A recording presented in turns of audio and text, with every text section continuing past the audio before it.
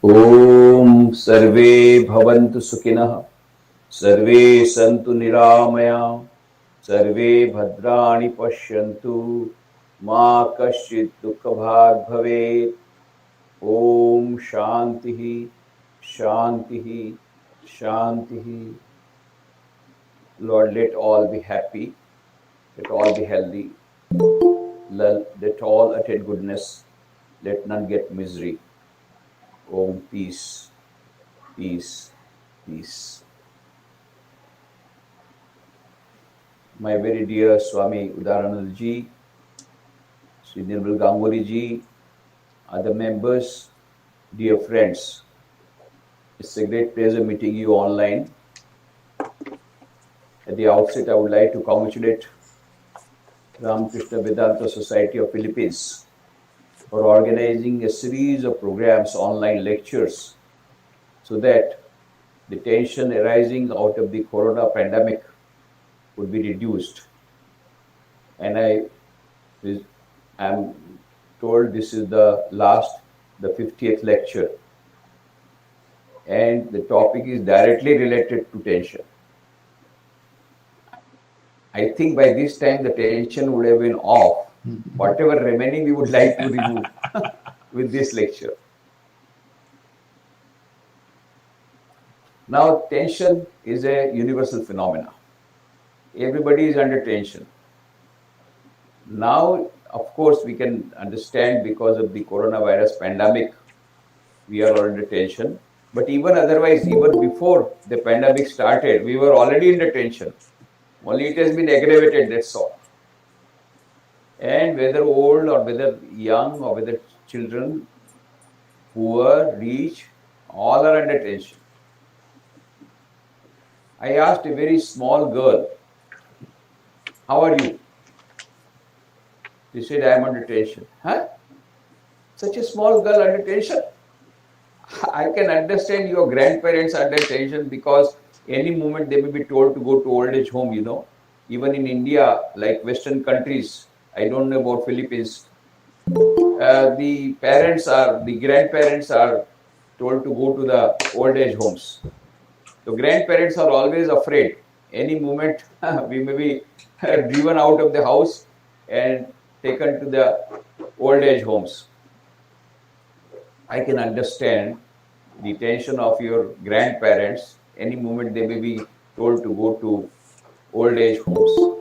I can understand the tension of your dad because of the pandemic and even otherwise due to economic crisis, lot of people, they are losing jobs. And any moment you may be told to take VRS in India at least. VRS means voluntary retirement scheme. But nowadays it is given compulsorily. Indirectly compulsory voluntary retirement scheme. Why? If you don't take this VRS before this time, then you will not get all the benefits. So you are compelled to take VRS. So I can understand the tension of your dad. Any moment I may be told to take VRS and I may lose the job. I can understand the tension of your elder brother who is in school final. You know, in India, school final means it is almost like a big war. The war between Russia and Ukraine is going on. So they take it as seriously as that war, some world war going on. So they are all full of tension. I can understand your elder brother tension. I can understand the tension of your mom because she has to manage the whole household with limited budget, financial budget. So financial management very difficult. Then the management of the mother-in-law is a very big problem in India. So management of mother-in-law. Then management of husband, who is always angry before going to office and after coming back from office, always angry. So management of the husband. And in India, there is the most difficult is the management of maid servant. I don't know In America and other Western countries, there is no problem about maidservant because you can't afford to have a maidservant unless until you are too aristocratic family. I don't know about Philippines, but in India, the biggest problem every housewife is facing is to get a good housemaid, a good worker, a good maid servant. Very difficult to get in India. Even if you get it, anytime you may lose. So I can understand all these tensions of your move, but why you are under tension? Then she told me, you see, I am in senior KG.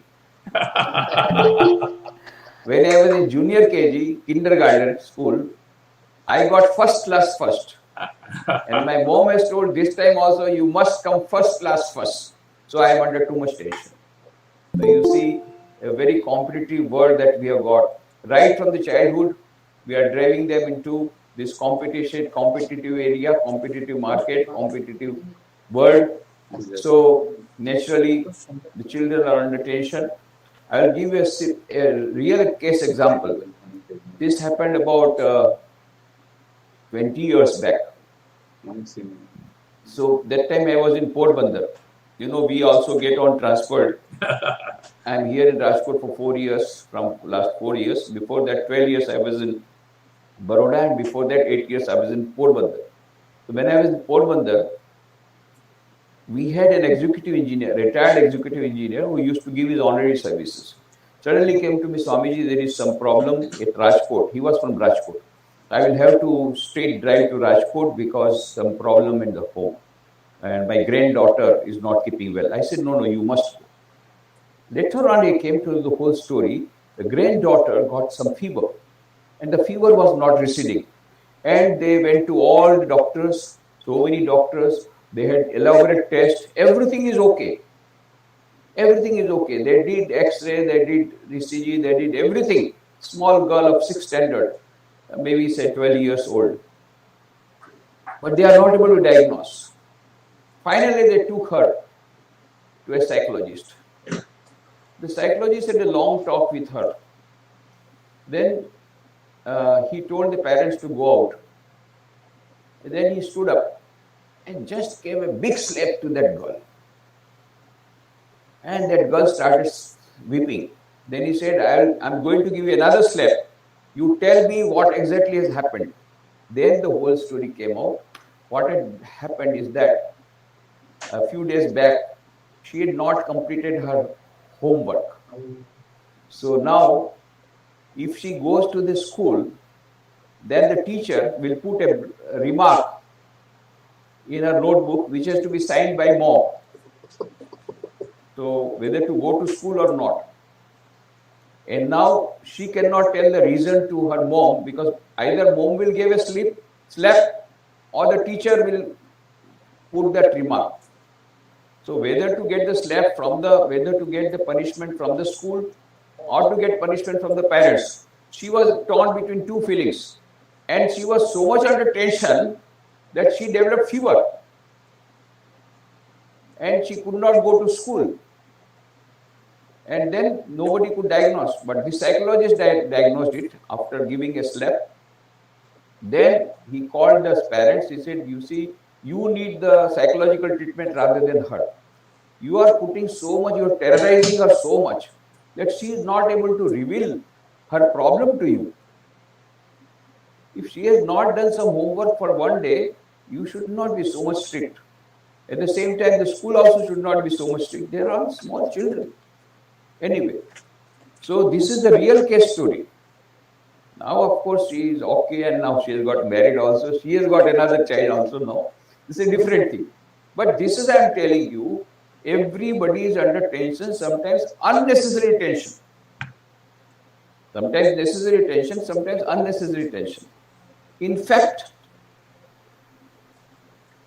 the tension is a part of our life. We must understand it. Once Swami Vivekananda was asked this question by Maharaja of Khetri, Ajit Singh ji. Swamiji, what is life? Swamiji immediately replied, Vivekananda ji immediately replied, My dear prince, life is nothing but the unfoldment of a being under the circumstances trying to press it down. It is a struggle. The circumstances are trying to press you down, but you are trying to overcome those circumstances. That is real life. And if that is struggle is not there, there is no life. So life is struggle. So you have to welcome the struggle. Only thing is that when this struggle is to a certain limit, then it helps you in going forward, forward, forward. But when it reaches a limit, so the graph is like this. It goes on, your efficiency goes on increasing as the tension goes up. Then it reaches a level, and from that time onwards, the efficiency drops down as the tension goes up. So to a certain extent, tension is good because that gives you more of efficiency, more of sincerity, more of dedication to your work. But beyond a limit, it becomes a disease. And so many psychological problems develop, which turn into physiological problems also. And so it is now stress management has become a very important topic. And Chicago-based Research Corporation, according to Chicago-based Research Corporation, 40% of the companies in America are having regular courses on stress management, and the same thing is coming to various countries. These stress management courses are being done. Even in schools also, now there are counselors who give counseling on how to overcome or how to face the tension, how to face the stress and all that. So that is very important. So stress is a part of our life, tension is a part of our life, and to a certain extent tension is good also, but if it crosses a limit, then it becomes bad tension. Then it leads to various problems. So what are the reasons? There are so many reasons why for the modern man the tension is increased. Number one is the generation gap. Eric Fromm wrote a book, The Future Shock, when he said the whole society is undergoing transformation at such an accelerated speed that the society would not be able to absorb that shock. And that time is come now. Everybody having everybody having his own or her own way of dealing with things. Even in one family, parents going one way, the children going another way. So the big generation gap has come. You know, we conduct annual competitions for the students every year in the month of January on the birthday of Swami Vivekananda. So one girl used to come. She was a student of microbiology, and she used to get a lot of. She used to get rewards for her very good speeches. She used to talk on generation gap, and she used to get prizes also. Now it so happened that after her post-graduation MSc microbiology, she became the lecturer of the same college in which she was studying. After 2 years, she came to me. I said, Swamiji, I used to give lecture on generation gap during these competitions. Now, my students are coming to me and saying, Madam, there is a generation gap. You are not able to understand us. You have become old-fashioned. You will not able to understand. We are from the young generation. Just understand, within 2 years, the generation gap has come. So, the whole society is undergoing transformation at such an accelerated speed that the society is not able to absorb that shock. So, generation gap has come.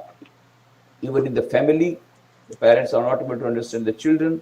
So many parents come to me with the only one complaint. Nowadays, the children are most disobedient. They don't listen to us.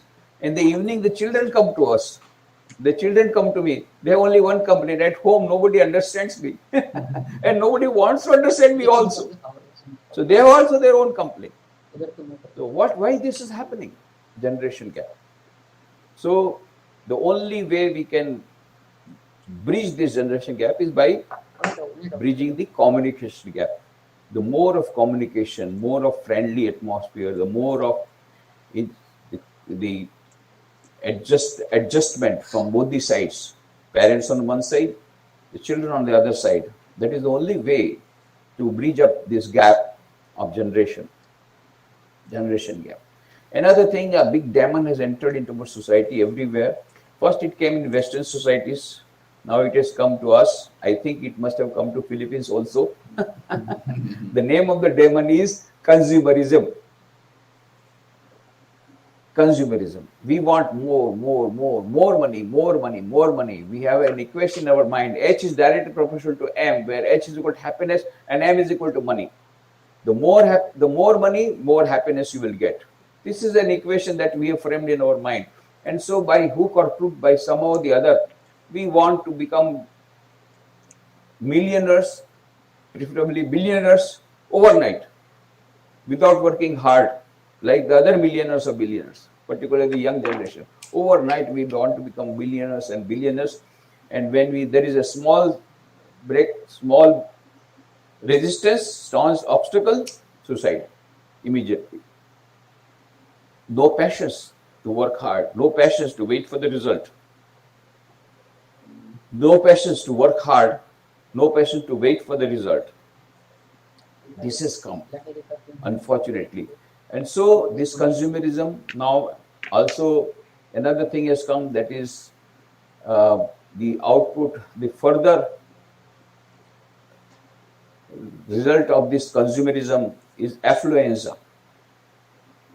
Affluenza, in America the parents have started affluenza resistant society, because the children of the affluent families, they become prey of nougat neurosis. The more the things they get, the more they want. 2 shoes, they want 3 shoes. 3 shoes, they want 4 shoes. 1 car, they want 2 cars. More. And the more they get dissatisfied. They become prey of nougat neurosis. Then they become prey of drug addiction. And then they become schizophrenic, ultimately suicide. So this is what affluenza is all about. And many children in America are now suffering from affluenza, and the parents have started affluenza resistant society. This is all the still uglier part of consumerism, which has come in almost all the societies, in almost all the countries. So-called affluent countries have got more, but even in countries like India, which is not so affluent, even here also affluenza has come. Just the other day, I got the news that one boy, he wanted on his birthday some Jaguar car. Wow. And his father gifted him Mercedes-Benz car.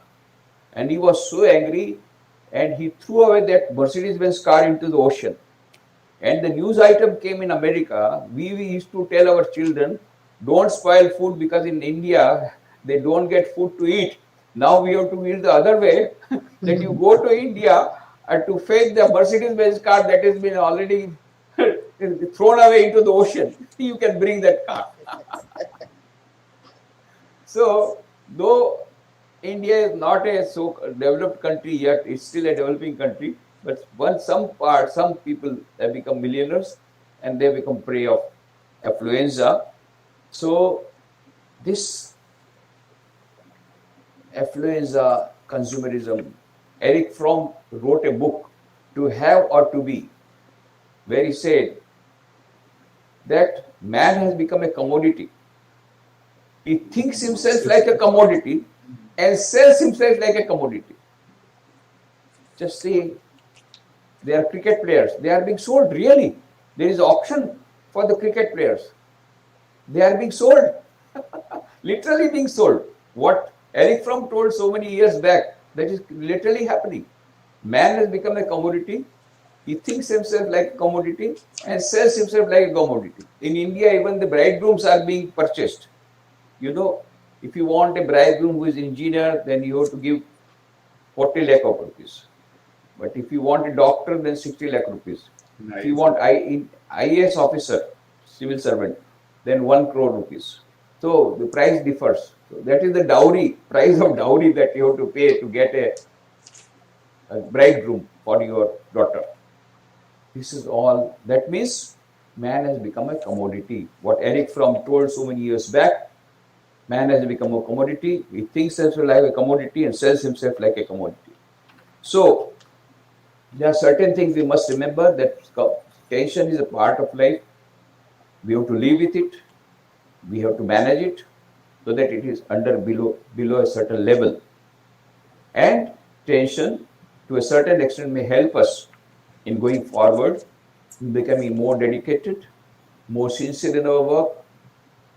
It will help us in putting more efforts, but beyond a limit, it is not good for our mental health.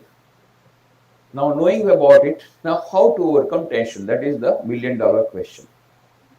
So, first important point is that tension is a part of life, and we must accept whatever situation is there. We should try to accept it and try to make it as much easy as possible. So the golden formula is do your best and leave the rest. Can you do better than best? Good, better, best. There can be nothing better than best. Good, better, best. That is the best possible. So you make your best possible efforts and then wait for the result. Leave LEAV.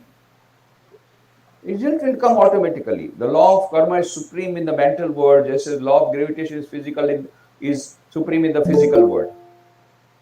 Some people say we don't believe in the law of karma. Whether you believe it or not, the law of karma will act. You go to the top floor of Philippines, in a multi-story building, go to the top floor of the building and declare, I don't believe in the law of gravitation, and jump. What will happen? Second day, there will be newspaper report with your photograph. This person did not believe in the law of gravitation, and yet the law of gravitation worked and died on the spot.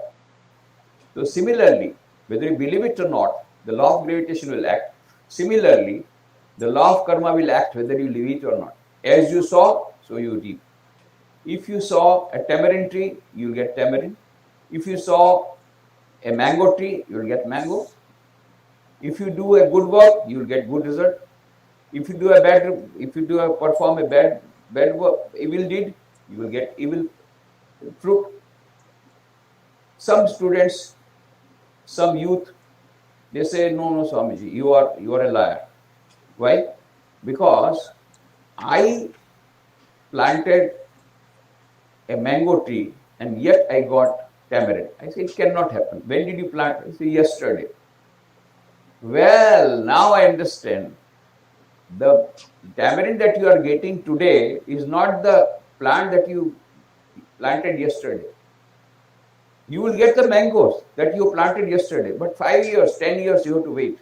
And this tamarind you yourself had planted 5-10 years back, that you are getting. So my dad is very honest, and he is driving a very simple car, and his colleague is driving a very luxurious car, and my father is very honest and still he is driving an ordinary car, and his colleague, he doesn't believe in honesty. He makes all sorts of compromises in his life, and he is driving a luxurious car. He says, wait for some time. After a few years, you will find that your father is having a luxurious car and that fellow is in the prison. Law of karma is supreme in the mental world, just as law of gravity is supreme in the physical world. So it will come. Don't wait. Don't worry. As you sow, so you reap. So quickly, I'll go through some of the mantras on how to overcome tension. Mantras on stress management. The same thing, mantras on tension management. First thing is A.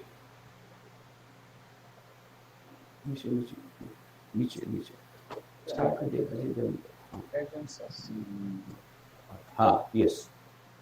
So first thing is A. A is analyze, accept and adjust. So analyze your problem. Analyze your problem, and then the psychologists say that 90% of your problem is imaginary. You will find out that 90% is imaginary. So the best more thing is you ask one question. Is it really so? I went to I was a guest on one family, and and they were under tension. Why? The daughter had got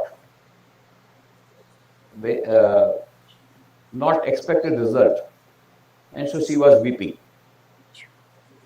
So in the examination, she did not get the expected marks, so she was weeping. I said, "Why are you weeping?" Because she said, "I had ambition that I'll become a doctor, but now with this result, I cannot become a doctor." I said, "Is it really so?" Then she thought about it. Yes, it is not really so, but I cannot. You see, I can become a doctor, but then my parents will have to get my admission into a self-finance college, some medical college, and that my parents cannot afford. That is why I can't become a doctor. I said, is it really so? Can you become an Ayurvedic doctor, homeopathy doctor? Oh, she was so angry with me. No, no, no, I want to be an allopathy doctor. Then I said, in many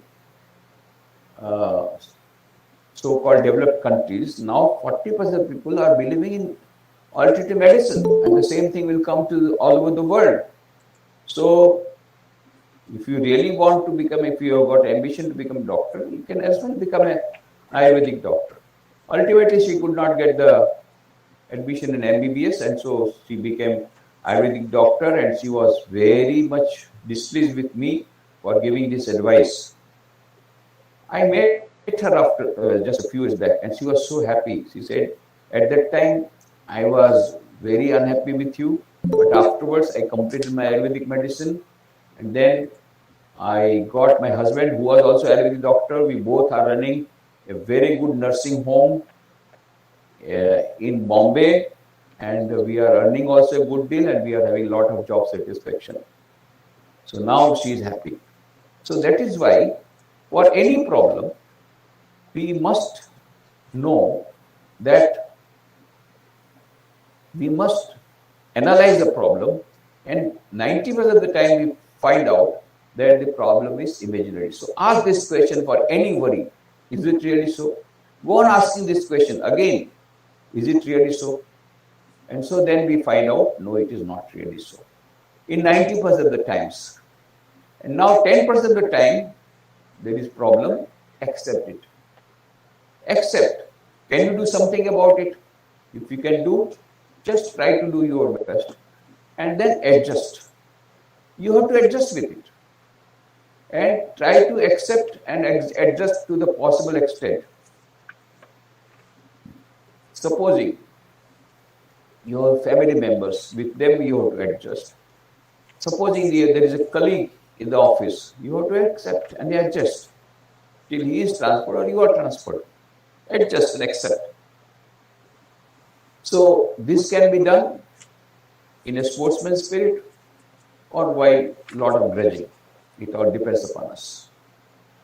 Then second thing, overcoming tension, bite as much you can chew.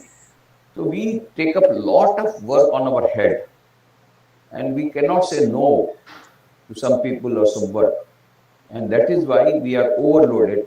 And when we are overloaded, we feel a lot of tension on our head, and our efficiency further goes down.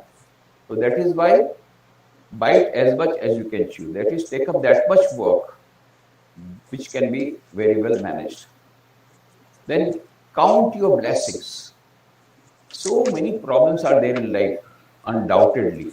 In everybody's life, there are so many problems. But we are so much crowded, our mind is so much crowded by the problems and by the negativity that we forget what are our blessings. So what we should do, sit down, take the pen and paper, write down any blessing, one blessing at least. Then again, next day, one more blessing. You will find within a month, you have got at least 40 blessings. Compare it to others, which you have got blessing, which others do not have. So, and now try to remember those blessings every day. That will bring positivity, and that will bring happiness, and that will be that will bring peace of mind to you, and that then you will be able to overcome your tension. And I told you the best formula is do your best and leave the rest. Can you do better than best? You cannot do. Do as much as you possible and then leave the rest. The result will come automatically, maybe tomorrow, day after tomorrow, or afterwards. Wait, just wait patiently. It has to come. Enjoy the game of life. It is, whole life is a game. Sometimes there is victory, sometimes there is loss, sometimes there is a defeat. What of that? Again, game go on. The game is going on. Again, play. Again, get the victory. Again, face the defeat. This is part of life. Victory, defeat, part of this whole game of life. Enjoy the game. Enjoy the game of life. The whole life itself is a play, is like a drama. So when there is a drama, you see, when you go for a drama or go for a movie, what type of movie you want? In one movie there is only fun. You don't like it. You want tragedy also. So some tragedical films, tragedical scenes also should be there. Some weeping, then again some happiness, some weeping. You find out in every drama, every movie, there is some tragic part of it. So tragedy is an inbuilt part of our life, and we should enjoy that tragedy also. So enjoy the game of life. Forbearance is a big virtue. Forbearance. There was one prime minister in Japan, Oson was his name. And it was told that he had about 100 members in his family, and no family member would fight among themselves, and they were all very much amazed. So the emperor himself came. I am talking about 17th century. So the emperor himself came to this prime minister, who was a very old man. How do you manage? No quarrel in the family. We have got small family, and yet we have so much quarrel, and you don't have any quarrel in such a big family. Can you give me 100 secret formulas for maintaining this integrity in the family, maintaining peace in the family? Then the prime minister said, yes, I can. So he asked for a paper and pencil, and he started writing, and he wrote 100 golden formulas for bringing harmony and peace in the family. And what were those 100 formulas? 100 secret formulas for bringing harmony and peace in the family? Forbearance. 100 times it was written. Forbearance. So, forbearance, very important. We have to forbear. We have to forbear others' faults also. Holy Mothers used to say, do not look at others' faults. Rather try to look at your own fault. Forget and forgive. This is a formula which will help us to remove our tension. Just forget and forgive. It may be difficult, but that is the only solution if we want to come out of your negativity. Face the brutes, face the challenges of life, face the difficulties of life boldly. When Swami Vivekananda was traveling all over the country, he came to Varanasi, Benares, and we went to the temple of Durga Devi. When he was coming out of the temple of Durga Devi, suddenly some monkeys, very fearful monkeys, big sized monkeys with black faces, they started chasing him. So Swamiji became afraid and started running, and the monkeys were running after him. After some time, Swamiji became very much tired. What to do? One side was a pond, another side was a big wall. So he could not go anywhere. And so then he heard an old monk, an old man shouting, "Hey, Doro, Bandar ka samna karo. Don't be afraid. Face the brutes, face the monkeys." As soon as he heard He just stood still and then looked back. And he had a stick and he did like this. And all the monkeys fled away. Later on, in one of his lectures in America, he said, that day I learned one of the greatest lessons of my life. What is that? Face the brutes. Face the difficulties squarely, boldly. If you are afraid, difficulties will follow you. But if you face the difficulties boldly, difficulties will run away. Face the brutes. Give without expectation. Expectation will always bring misery. Always. So give whatever you want to give. If you want to give to your parents, if you want to give to your children, if you want to give to your neighbors, if you want to give to poor people, but without expectation. It will come by the very sheer law of karma, it will come, but don't expect. When the expectation is not met, then you feel miserable. Hold on, do not quit. This is the poem. There was a beautiful poem written by Swami Vivekananda to Maharaja of Khetri. Hold on yet a while, brave heart, hold on. Beautiful poem he has written. Read that poem. Hold on. Difficulties will come. They will come and they will go. Holy Mother Sharda Devi says, under the bridge, water comes and water goes away also. Similarly, the difficulty will come in life, it will go away also. Introspect. As I told you, is it really so? Every time when you are having a lot of difficulties in life and when you are having a great worry, just ask this question, is it really so? And that worry, you will find out 90% of the time that worry is not there, or if at all is there, it is not of that magnitude. Japam. Repetition of a mantra is called japam. That helps a lot. Say repeat Om, or repeat a mantra that your guru has given, or repeat the name of a Lord, or just say Om. But japam, when you are too much under tension, japam, when the mind is not working, the brain is not working, repetition of japam, even if it is mechanical, may help us out of the that difficulty, may help us in coming out of the difficulty. Keep smiling. Swami Vivekananda said, to be happy and smiling always takes you nearer to God than any other prayer in this world. To be happy and smiling always takes you nearer to God than any other prayer in this world. So, sometimes it's very difficult to smile. Of course, there are certain situations when you should not smile also. But most of the time, we forget to smile, and most of the time, we have the opportunity of smiling, but somehow or the other, we check it. Most of the times, keep smiling is a good phrase. Let the dogs bark, but don't tell them that you are dogs. Otherwise, there will be problems. So, हाथी चले बाजार में कुत्ता भौंके हजार, साधुन को दुर्भाव नींदे चाहे संसार. Whenever you want to try to do something new, naturally, so many people will start barking at you like dogs. When the elephant goes, the dogs start barking, but elephant just look at them.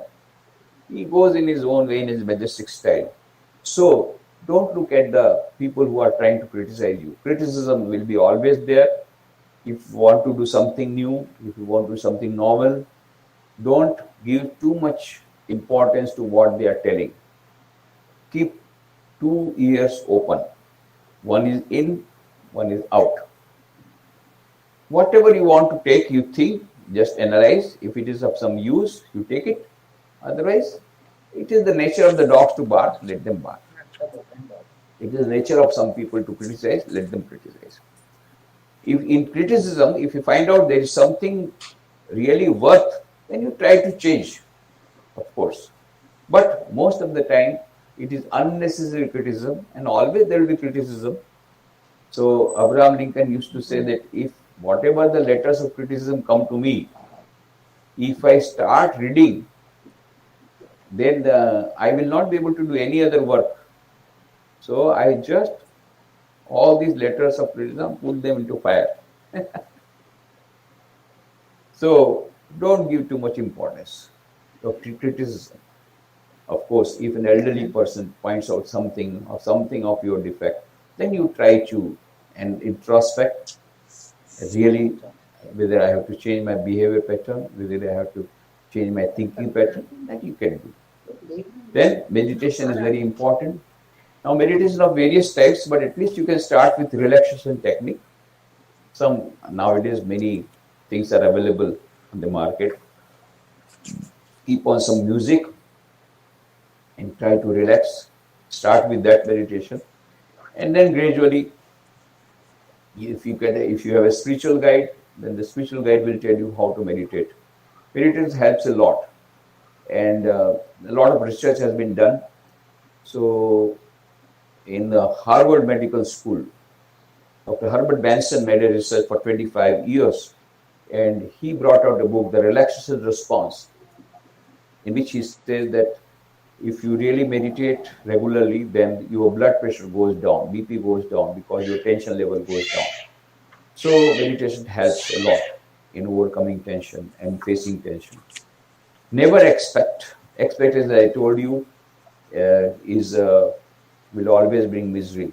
Organize. Organizing the files, organizing the papers, organizing your life, organizing your timetable, organizing the things around you will help to bring down the tension, because sometimes it's unorganized way of thinking, unorganized way of dealing, unorganized way of filing, unorganized way of paper keeping, all that aggravates the problem of tension. Then pray. Prayer is very, very, very important. When we are under tension, then if we pray, it brings peace to us. We must do prayer intensely, and also with as much intensity as possible. If we pray, then we are bound to get result. And incessant prayer, continuous prayer.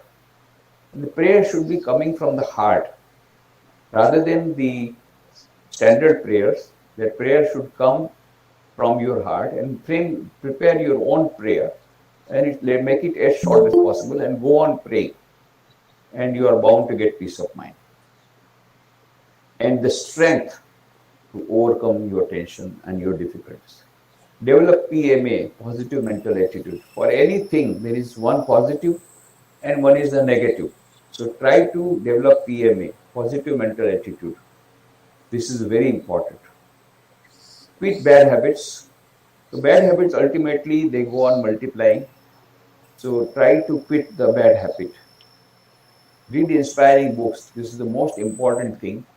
If you can't do anything, if you cannot pray, if you cannot meditate, if you cannot repeat the mantra, if you cannot do anything, at least read the books. Because read the inspiring books. So many people, they have been saved from suicide by reading books. The Gospel of Sri Ramakrishna. I wrote an article, Magic of the Gospel in Vedanta history, long back. How just by reading the books of the Gospel of Sri Ramakrishna, how many were saved from suicide? In fact, Master Mahendra Gupta M, he himself was thinking of suicide, and incidentally he came to Sri Ramakrishna and he was saved because he got his guru, his master. And later on, he started writing down in his diary all the conversations, and Swami Vivekananda chanced to look upon this diary. He said, Master Maharshi, you must bring out into book form. He said, no, this is my private diary. But later on, it was brought out in a book form, the Gospel of Sri Ramakrishna. So many people, they have come out of this tension by reading this book. And so many have been saved from suicide. And then there is a small book of Swami Vivekananda, Thoughts of Power. It's a collection of very powerful thoughts from the complete works of Swami Vivekananda. That is in 9 volumes nowadays. Previously it was 8 volumes. Every sentence is so powerful. So read the inspiring books of Swami Vivekananda, Sri Ramakrishna, Sarada Devi. Inspiring books helps a lot. S is for struggle, struggle, struggle. Struggle is a part of life, as I told you. So struggle. And struggle can be done with boldness, or while weepingly you can struggle, or you can struggle boldly. Better to struggle boldly. Then this too shall pass. This is what you have to remember. Abraham Lincoln used to keep one signboard on his table where it was written, this too shall pass. And he was asked this question, why you return this to self? And you see, whenever I get success, I become egoistic. Then I remember, remind myself, this too shall pass. This situation is not going to remain. So again, the bad days may come. When there are bad days and I am in low spirit, again I remember, this too shall pass. This is a temporary phenomena. Again, the good days will come. So this too shall pass. Always remember, the situation you are facing is not going to be a permanent situation. This is a bad phase you are undergoing. Everybody has to undergo some bad phase of life. But this will too shall pass. This too shall pass. Like the water under the bridge, this difficulty will go away and there will be still better days, bright days, golden future is waiting for us if we work hard. So this too shall pass. Unselfishness. Swami Vivekananda says, at long last you will understand that the best way to become happy is to see that others are happy, and the best way to get peace of mind is to pray for others' peace of mind. And he says unselfishness is more paying in the long run. Unfortunately, people do not have the passions to practice it. So he used to say, at least start your meditation every day with this prayer, the prayer with which I started. Sarve bhavantu sukhina, sarve santu niramaya, sarve bhadrani pashyantu, ma kasyid dukha bhag bhavet. Yeah, what a beautiful prayer. This is the ancient prayer from thousands of years, thousands of millions of people have been praying this wonderful prayer. Let all be happy, let all be healthy, let all attain goodness, let none get misery. And you will, if you pray like this, first you will get peace of mind, then the others also will get peace of mind. Voodoo dolls. You know, nowadays the Western psychologists, they say if you want to remove tension, they tell so many types of things. One of them is voodoo dolls. So he says that, you see, why the tension is coming is because, supposing the boss is coming out of his house and then his wife is very much angry on him, and she says so many things to him. Now he cannot tell anything to his wife, so he is bubbling and boiling within. As soon as he comes to the office, he starts firing at his subordinates without any reason. Now the subordinates also want to pay back in the same coin. They know also how to pay back in the same coin. But if they do like that, they will lose the job. So what do? They pocket that insult. And that insult goes inside the subconscious mind, creates problem, creates stress, and creates strain. So the modern psychologist says you must express your feelings. My God, if I express my feelings, I will lose my job. Then the psychologist said, don't worry, we have found out a solution. That is, what is that? Go to the market, purchase voodoo dolls. Along with that, pins are also available. So come back to your house and enter your room, close the doors and windows of your room, put the voodoo doll on the table. Now write down the name of your boss or your wife or your husband or your mother-in-law, whomsoever you want to put your pressure on, and then start with if you want to injure your boss, then there are black pins are available. If you want to seriously injure, then blue pins are available. But if you want to murder your boss, red pins are available. Just give a red pin, boss is murdered. Wow. Oh, what a great relief.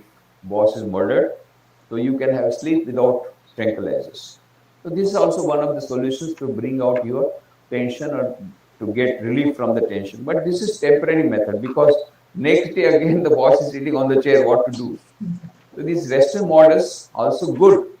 They give you some result, but they are not long-term solutions. So that is why for long-term solution, they are coming to meditation and prayer and yoga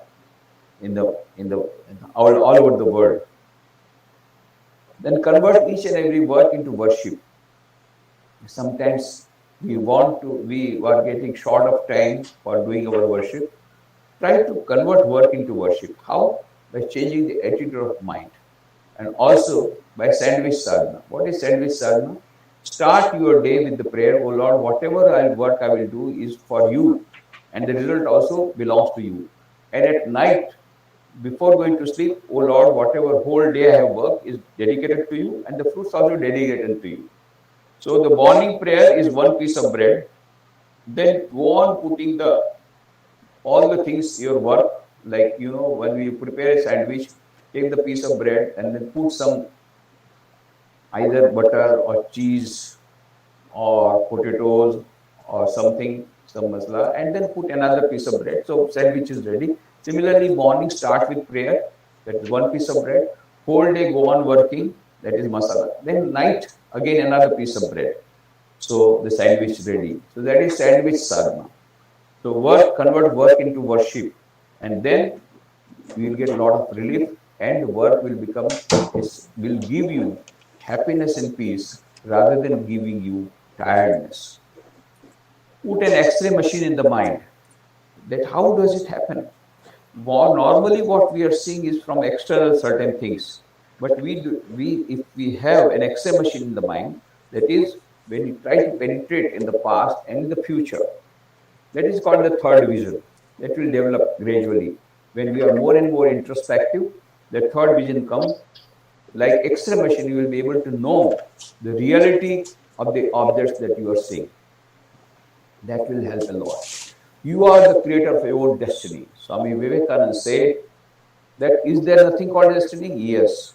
But don't waste your time in knowing your destiny.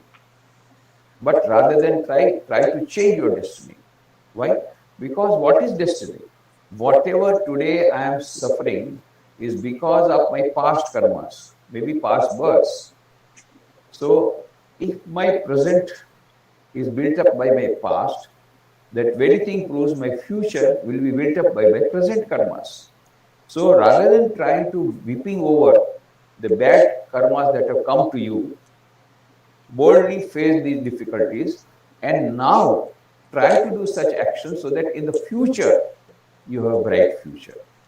In the maybe the years to come or maybe the births to come. So my purushartha, my prarabdha, the fate, the destiny is built up by my purushartha of the past births. That very thing proves my future prarabdha will be built up by my thing. In that sense, Swami Vivekananda says, you are the creator of your own destiny. Remember this formula. You are the creator of your own destiny. And Swami Vivekananda gives a beautiful passage in his one of the lectures. He says, and you must never forget that as the bad thoughts and bad deeds are ready to spring upon you like a tiger, so also there is an inspiring hope that good thoughts and good deeds are ready with 100,000 angels to defend you always and forever. What a wonderful statement by Swami Vivekananda. Law of karma is supreme. But whatever destiny we are suffering, whatever suffering we are having is because of my own karmas. Let us not make others responsible for it. Let us make even not God make responsibility. I am responsible for what I am suffering. That very thing proves I can undo whatever I have done. So if I cannot do something with my present, at least my future depends upon me. I am the creator of my own destiny and I will create my own destiny. What a wonderful confidence comes to ease. And last, Zen meditation. Zen meditation means awareness. Even during motorcycle, you are riding a bike, you can have meditation. So meditation will bring awareness and will bring happiness and peace. So I have just given very quickly the formulas, the mantras for overcoming tension. And now, if there is time permitting, I would be very happy to reply to your questions. Yes, please. If you have any questions or observation, you can identify yourself and ask the question.